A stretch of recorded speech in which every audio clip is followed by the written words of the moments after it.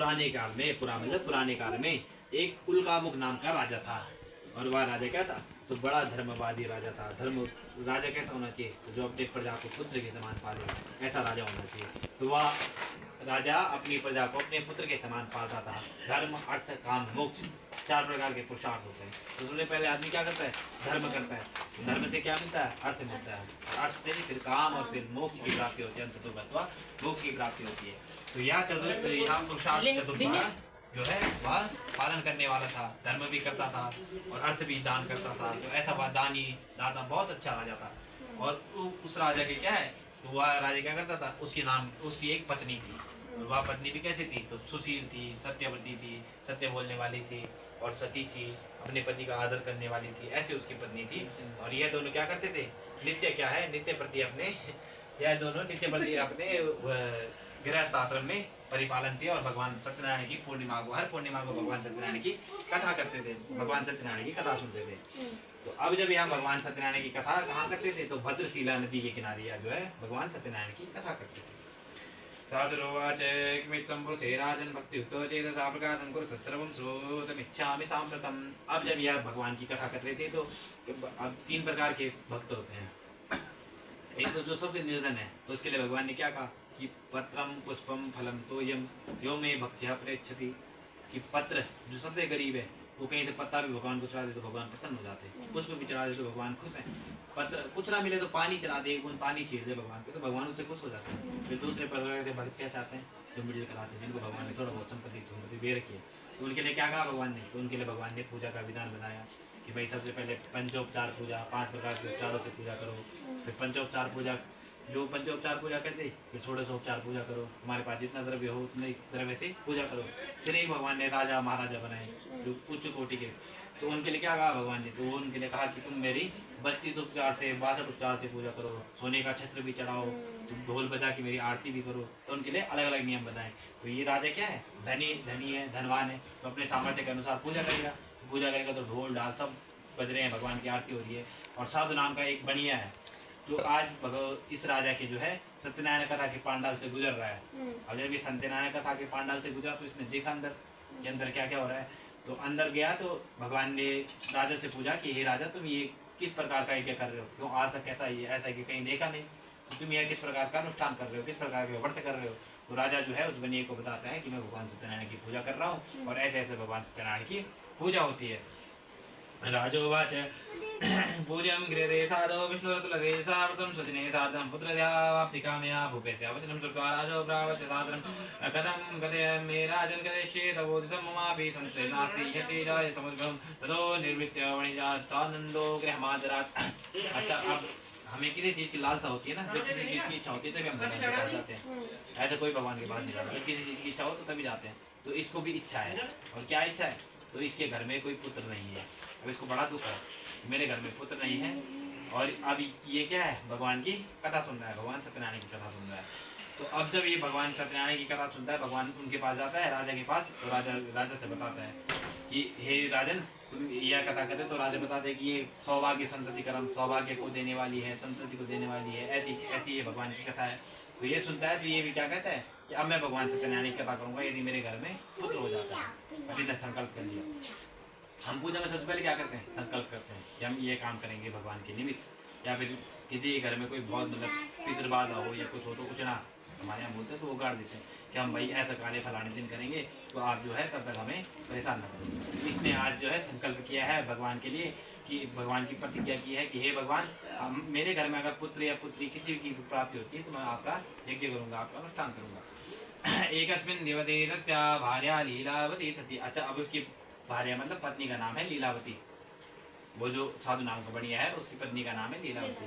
और ये लीलावती कैसी है? तो ये धर्म आचरण वाली है, धर्म का आचरण करती है, अपने पति की सेवा में तत्पर है। ऐसी है लीलावती नाम की पत्नी है। और उसकी जो यह पत्नी है लीलावती नाम की, अब वो घर आता है तो अपनी पत्नी को बताता है कि आज मैं भद्रशिला नदी के सामने से जा रहा था, मैंने राजा को देखा, राजा ने मेरे को बताया कि इस प्रकार की एक अनुष्ठान करने से पुत्र की प्राप्ति होती है। तो अब जो है जब उसने राजा ने उसको बताया तो अब ये जो है प्रसन्न होगी उसकी पत्नी के, हमारे घर में भी पुत्र की प्राप्ति होगी, हम भी भगवान का यज्ञ करेंगे। तो अब जब यह है फिर क्या हुआ? कुछ मास के अनंतर, कुछ समय के बाद उस समयावधि के बाद इनके घर में क्या है, इसकी पत्नी जो है वो गर्भवती हुई है और इनके घर में क्या है, एक कन्या का जन्म हुआ है। अब कन्या का जन्म हुआ तो तुरंत नामकरण नहीं करते, नामकरण के कुछ दिन होते हैं, कुछ मतलब पर्टिकुलर एक समय होता है, तो उस समय के बाद नामकरण करते हैं। तो इसमें क्या देखा कि जब तक जिस दिन इनका नामकरण का समय था तब तक इसकी कन्या क्या है, धीरे धीरे बढ़ रही है। और बढ़ कैसी भी है, तो कलावती, कला मतलब चंद्रमा की कलाएं होती है ना, तो पूर्णिमा को बड़ा चांद, वो अमावस्या को चांद गायब होता है, फिर चतुर्दशी को खिलता है, फिर त्रयोदशी को और बड़ा, और इसी प्रकार जो है पूर्णिमा को पूरा चांद विकसित हो जाता है। शुक्ल पक्ष मतलब चंद्रमा तो कमरा और तेज हो जाता है, और तेज हो जाता है। इन प्रकार उसी कला के अनुसार बढ़ती रही वो तेजी से। और उसका नाम क्या रखा तब उनने उसका नाम कलावती रखा, क्योंकि साधारण कन्या नहीं, इसका नाम उनको कलावती रखा। इसका कलावती नाम रखा है, तो इसका नाम आ गया कलावती नाम रख दिया। अब इसका जन्म तो हो गया, लेकिन ये क्या गए, कथा कराना भूल गया भगवान की। अब भगवान ने कहा कि अब इसकी पत्नी को याद नहीं था और बढ़िया था, तो जीव से थोड़ा टाइट था, तो उसकी पत्नी ने कहा कि भाई हमारी कन्या बड़ी होगी, इसका नामकरण भी हो गया, अब तो जो है हमें भगवान की कथा करा देनी चाहिए। तो ये बढ़िया कहता है कि आज बहुत ज़्यादा खर्च हो गया, मेरा बहुत ज़्यादा पैसा खर्च हो गया, अब एक काम करेंगे, जब इसकी शादी क्या होगी उसी समय करा देंगे, पैसे भी नहीं लगेंगे, उतना ही तो खर्चा आएगा, उसी समय करा देंगे। तो थोड़ा कंजूसी के कारण, जीव टाइट होने के कारण इसने कार्यक्रम को आगे बढ़ा दिया। अब धीरे धीरे यह कन्या बड़ी हुई और क्या हुआ कि आज यह कन्या को देखता है कि इसकी कन्या जो है बहुत बड़ी हो गई है, अब खेल रही है किसी मैदान में अपनी सखियों के साथ। तो यह जो है किसी व्यापार से लौटा और इसने अपनी कन्या को देखा, तो इसने अपने सेवकों को आदेश दिया कि अब मेरी कन्या बड़ी हो गई है, इसके लिए सुयोग्य वर की तलाश करो। और तो वर कैसा होना चाहिए, तो कहा घर जमाई होना चाहिए, जो मेरे कार्य को भी आगे बढ़ाए, मेरे व्यापार को भी आगे बढ़ाए और मेरी पुत्री को भी वर्ण करे, पाणी ग्रहण संस्कार करे। तो ऐसा पति ढूंढ के लाओ। तो इसके जो सेवक हैं आज गए और ऐसा एक वर सुयोग्य वर ढूंढ के लाए और इन दोनों की शादी हो गई। अब कालावधि के कारण, मतलब बहुत समय पहले प्रतिज्ञा की थी ना, तो अब भूल गए। अब भूल गए तो क्या हुआ, भगवान रुष्ट हो गए। अब कुछ समय बीता तो ये जो है कांचनपुरी मतलब अभी के समय जो मुंबई है वहाँ जो है व्यापार करने जाते थे, कोलकाता से वहाँ व्यापार करने जाते थे। तो अब इन्होंने नाव में अपना लोग बैठे, अपना सामान वगैरह भरा, जो बेचने के लिए जाना था वो भरा और आगे को निकल गए। अब जब आगे को निकले तो जिस राज्य में पहुंचे, कांचनपुरी में जहाँ पहुंचे, तो वहाँ के राजा के घर में आज चोरी हुई। किसके कारण, भगवान के कारण। तो भगवान जो है रुष्ट हुए, तो भगवान ने चोरी करवाई। और अब जब वहाँ चोरी हुई तो चोर जो है, चोर को राजा के सैनिकों ने देख लिया। अब राजा के सैनिक चोरों के आगे पीछे पीछे भागे और चोर आगे आगे भागे। अब जब चोरों को देखा कि हम भाग नहीं सकते, बहुत दूर तक भाग लिए, अब हमारे बस का भागना नहीं है, तो उन्होंने क्या किया कि पोटली रख दी, एक वृक्ष के नीचे, एक पेड़ के नीचे पोटली रख दी, जिसमें सोना चांदी जो भी चोरी किया था। और संयोगवश मतलब भगवान के जब रुष्ट हो जाते हैं तो मति पलट जाती है, विनाश काले विपरीत बुद्धि।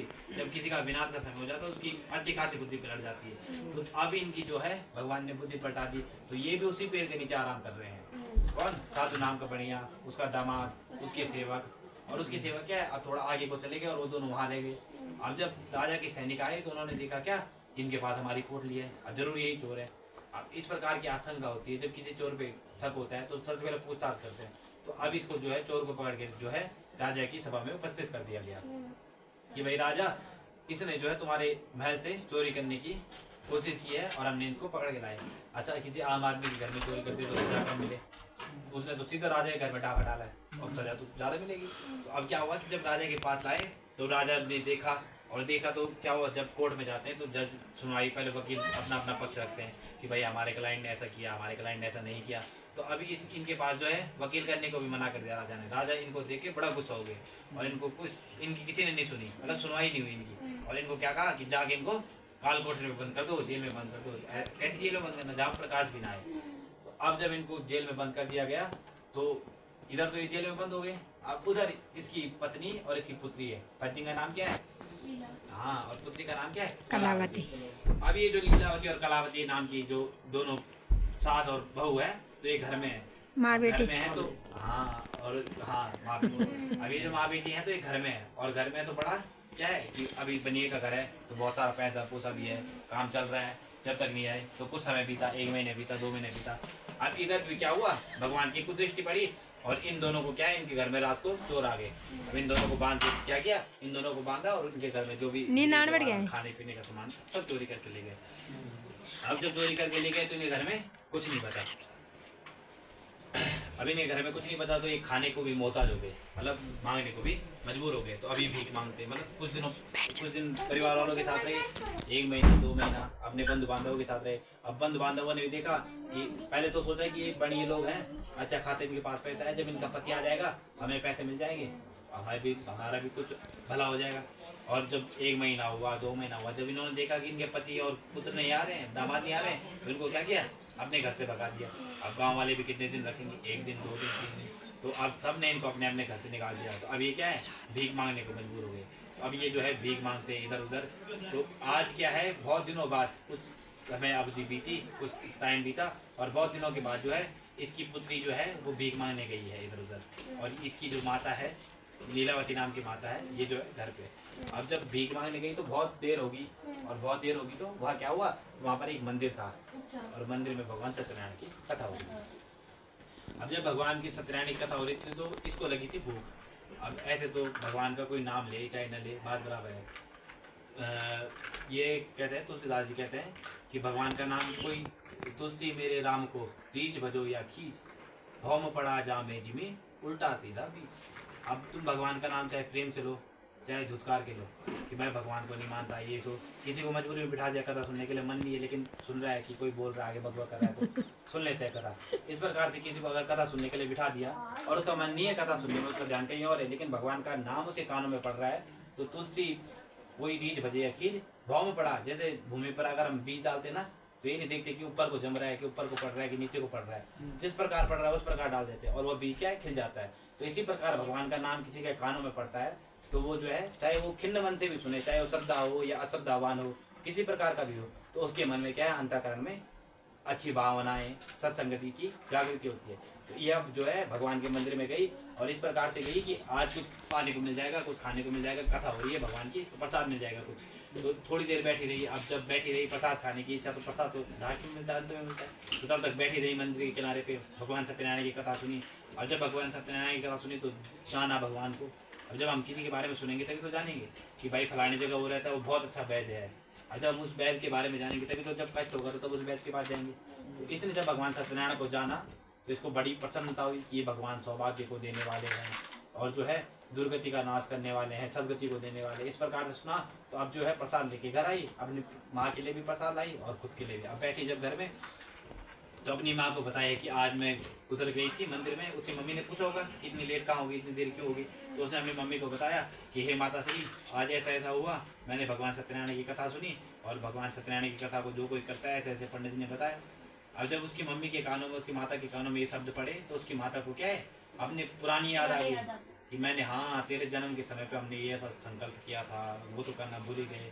अब इन दोनों ने सोचा कि अब हमारे पास पैसे पूछे तो है नहीं, जो भी हम मांग, क्या कहा था कि पत्रम पुष्पम फलम, तो ये भगवान कहते हैं जो निर्धन है, जिसके पास कुछ नहीं है, वो पानी भी चाहते तो बहुत है, तो इनके पास भी कुछ नहीं है।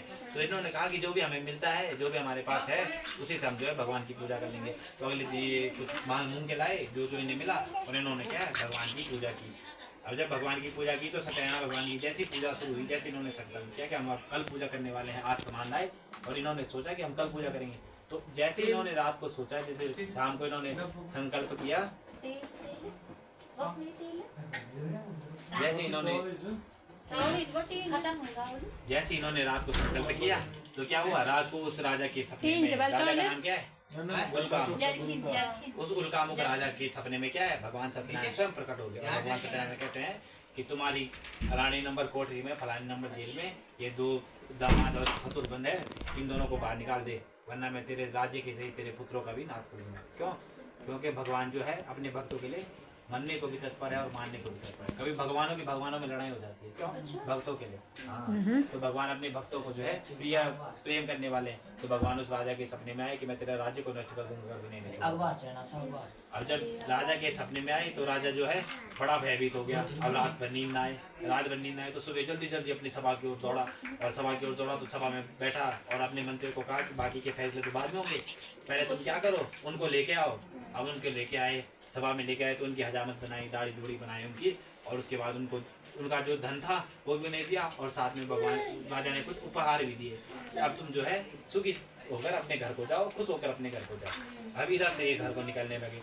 अब घर को निकलने लगे तो बीच में क्या पड़ता है, समुद्र।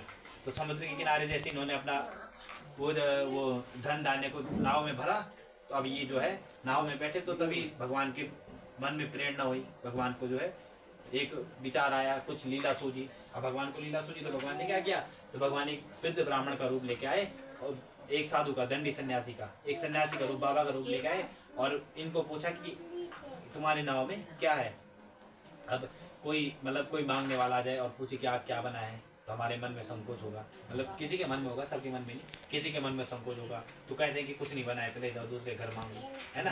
तो इनको भी यही लगा कि अब अगर हम इस बाबा को, इस सन्यासी को बताते हैं कि इसमें पैसे है, तो ये कहेगा कुछ मुझे भी दान दो, है ना, कुछ मेरा भी कल्याण करो। तो अगर इस भाव से इन्होंने क्या किया कि हमारे नाव में क्या है, घास फूस भरा हुआ है, कुछ नहीं है हमारे गाँव में, नाव में हमारे कुछ नहीं है, घास फूस भरा हुआ है। अब ये सन्यासी जो है आगे चलेगा, अब इनकी नाव क्या होगी, हल्की होगी, और ये जो है आगे जरा नाव खेलने लगे। तो जब सोना चांदी होगा तो नाव भारी लगेगी, और जब घास फूस होगा तो नाव हल्की लगेगी। अब इनके नाव में क्या है, वो सोना चांदी जो है घास फूस बन गया है। अब इनकी नाव जो है हल्की होगी और ऊपर को तैरने लगी। अब ऊपर को तैरने लगी तो इन्होंने सोचा कि ऊपर को क्यों तैरने, तो देखा तो उसमें घास फूस बन गया था। अरे बड़ा दुख हुआ इनको। अब ये दौड़े कि कहाँ मिलेगा वो साधु, कहाँ जा रखा है, तो कोई इधर ढूंढा, कोई उधर ढूंढा। तो आगे जाकर वो साधु क्या है, नदी में स्नान कर रहे थे, नदी के किनारे बैठकर अपनी तपस्या ध्यान कर रहे थे।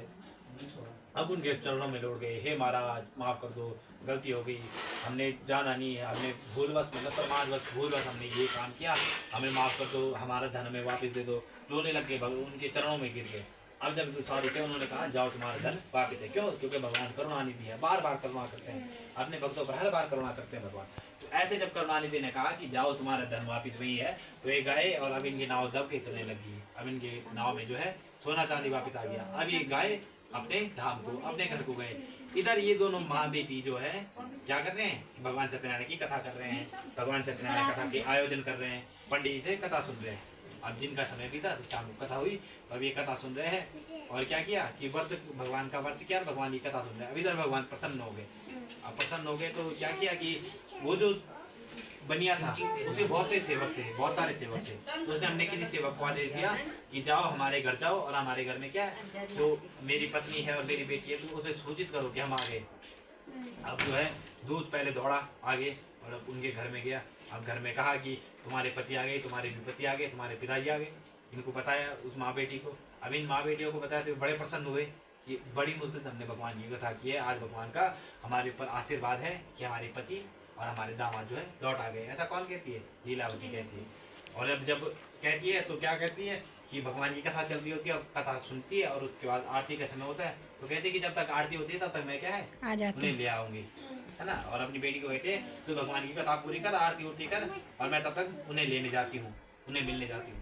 अब ये जो है उठी कथा से, कथा सुन के उठी और उसके बाद दौड़ गई उन्हें लेने के लिए। अब दौड़ गई उन्हें लेने के लिए, तो इधर वो जो है नदी के तट पे आ रखे हैं, और नदी के तट पे आ रखे तो बैठ रखे हैं। अब जब गई, पाँव पूछ हुए, प्रणाम किया। इधर जो इसकी कन्या है लीलावती, वो कलावती नाम की, तो ये क्या है भगवान की आरती कर रही है। भगवान की आरती उरती की, पंडित जी के पाँव पूछ हुए और पंडित जी को कहा अभी आप जाइए। पंडित जी ने कहा प्रसाद ले लो। अरे प्रसाद आके ले लूँगी, जब सब आएंगे साथ में तब ले लूँगी प्रसाद, अभी मैं चलती हूँ। और क्या किया कि प्रसाद छोड़कर जो है भाग गई। कहाँ? अपने पति के पास, अपने पति को ढूंढने। अब भगवान फिर से रुष्ट हो गए कि मेरा प्रसाद, मेरी पूजा पाजा की और प्रसाद दिया नहीं और चली गई। और भगवान को जब फिर रुष्ट हुए तो भगवान ने क्या किया, अब जैसी ही आई इसने अपने पिता के पाँव चरण स्पर्श किए और अपने पति के जैसे पाँव छूने के लिए इधर उधर देखा तो इसका पति इसको कहीं नहीं दिखा। अब अपने पिता को पूछा कि दामाद जी कहाँ हैं, या फिर सेवकों को पूछा कि वो कहाँ हैं। अब खोजबीन चालू हुई कि फलाना आदमी कहाँ गया भाई, उसका दामाद कहाँ गया। तो जब सेवकों ने ढूंढा इधर उधर तो नहीं मिले। अब भगवान को क्या है, भगवान सत्यनारायण ने बताया, आकाशवाणी हुई, आकाशवाणी हुई कि तुम्हारा पति जो है वो क्या है गायब हो चुका है। और क्यों हुआ है? तो भगवान ने कहा तुमने मेरा प्रसाद छोड़ के आए हो तुम, और मैं जो बड़ा रुष्ट हूँ। अब हमारे यहाँ अब तो कलयुग में आकाशवाणी तो होती नहीं, तो क्या है देवता आगे बताते हैं, जैसे क्या देवता ना चंद्र तो पता नहीं फलन करो, हाँ भूषण करो चुनी भाई, तो उस समय क्या है आकाशवाणी होती है। तो आकाशवाणी हुई और कहा कि तुम्हारा पति जो है तुम्हें मिल जाएगा, जाओ पहले प्रसाद लेकर आओ। तो ये घर गए दोनों, माँ बेटी घर गई और इन्होंने प्रसाद लिया। जैसे ही वापस आए तो इसका पति जो है इसे मिल गया। अब इन्होंने जो है भगवान को दंडवत प्रणाम किया, बार बार भगवान के चरणों में लेटे और सुखी होकर जो है ये सब वापिस आज अपने घर को आ गए। घर जो है वापिस धन धान्यवान हो गया, धन धान्य से भरपूर हो गया। अब इन्होंने भगवान की कथा की सबने भगवान का प्रसाद लिया और जिंदगी भर के लिए सुखी हुए और अपना धन दान इनका जो है धन ऐश्वर्य बढ़ा और भगवान के चरणों में जो है अंत समय में अंत में जाकर इन सबको क्या है भगवान के धाम वैकुंठ की प्राप्ति हुई। बोलो सत्यनारायण भगवान की जय हो। नारायण नारायण नारायण